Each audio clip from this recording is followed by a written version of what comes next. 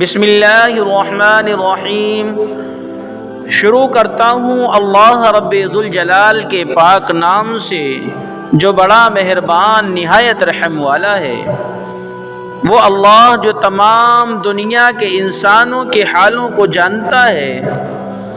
پیارے دوستو، السلام علیکم ورحمۃ اللہ وبرکاتہ۔ سب سے پہلے آپ دوستوں کو اپنے چینل پیارا اسلام کہانیاں 10 پوائنٹ پر خوش آمدید کہتا ہوں۔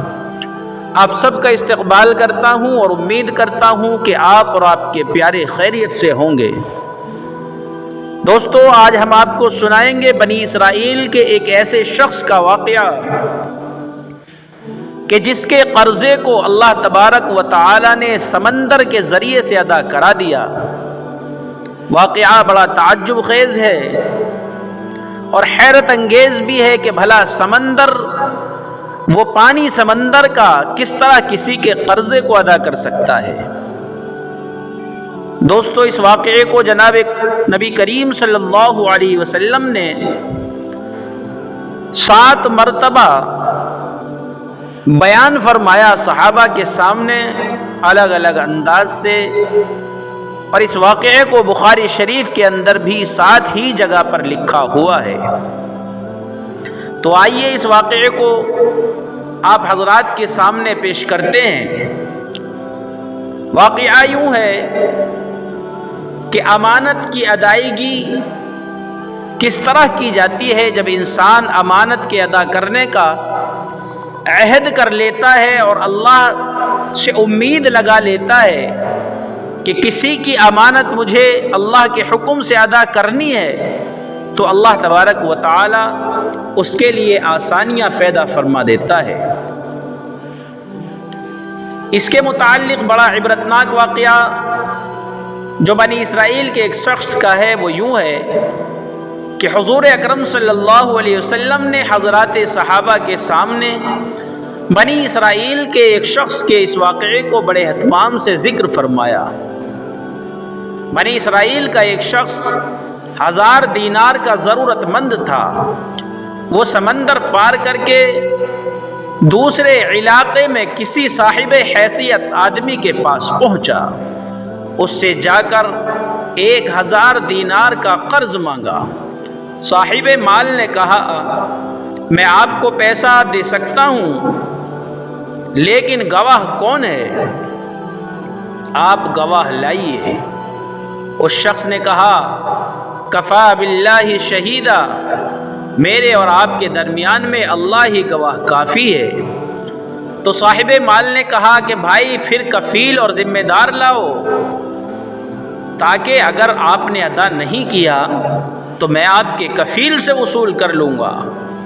اس شخص نے پھر کہا، کفا باللہ وکیلا، میرے اور آپ کے درمیان اللہ ہی کفیل ہے۔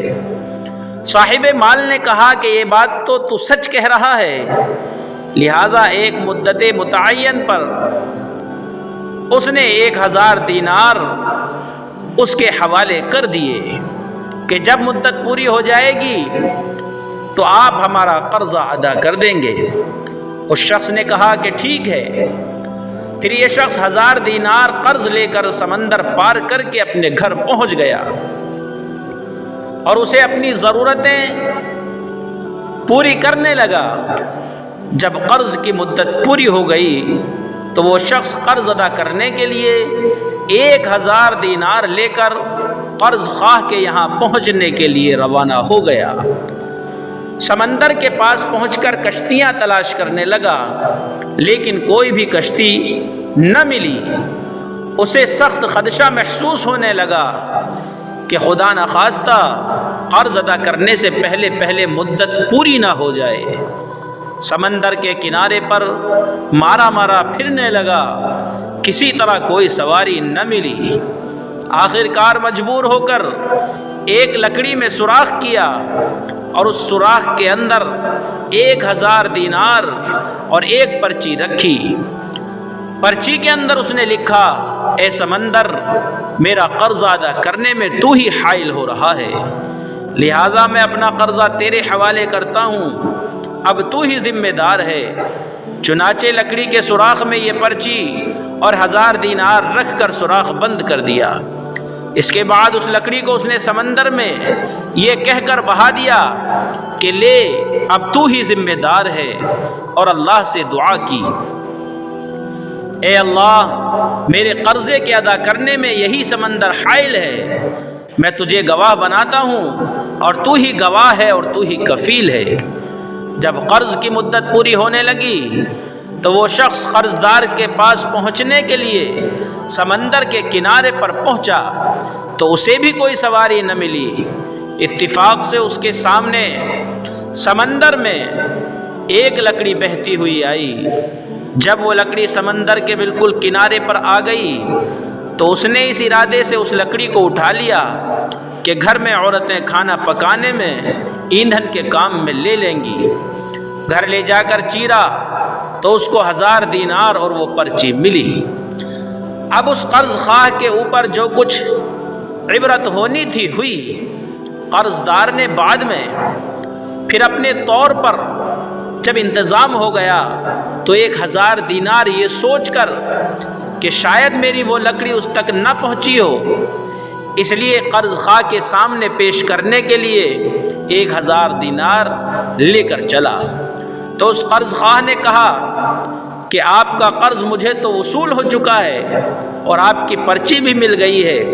تو دونوں شخصوں کو اپنے طور پر جو ایمانی پختگی ہونی چاہیے تھی وہ ہوئی۔ جو اللہ کے لیے ہوتا ہے اللہ تعالیٰ سمندر اور درختوں کو بھی اس کے تابع کر دیتا ہے۔ من کان للہ کان اللہ لہ، جو اللہ کے لیے ہوتا ہے اللہ تعالیٰ اس کے لیے ہوتا ہے، اور اللہ بھی ایسے لوگوں سے حقیقی معنی میں محبت رکھتا ہے۔ اس کو اللہ تعالیٰ نے قرآن کریم کے اندر ارشاد فرمایا، یحببکم اللہ سے ارشاد فرمایا ہے۔ دوستو امید ہے کہ واقعہ آپ کو ضرور پسند آیا ہوگا۔ ایسے اور اچھے اچھے واقعات کو سننے کے لیے اور اپنے ایمان کی تازگی کے لیے ہمارے چینل پیارا اسلام کہانیاں 10 پوائنٹ کو ضرور سبسکرائب کریں اور بیل آئیکن کے بٹن کو دبا کر آل پر ضرور سلیکٹ کریں تاکہ ہمارا آنے والا ہر واقعہ سب سے پہلے میرے دوستوں تک پہنچ جائے اور ہم سب کے ایمان کو تازگی بخشے۔ السلام علیکم ورحمۃ اللہ وبرکاتہ۔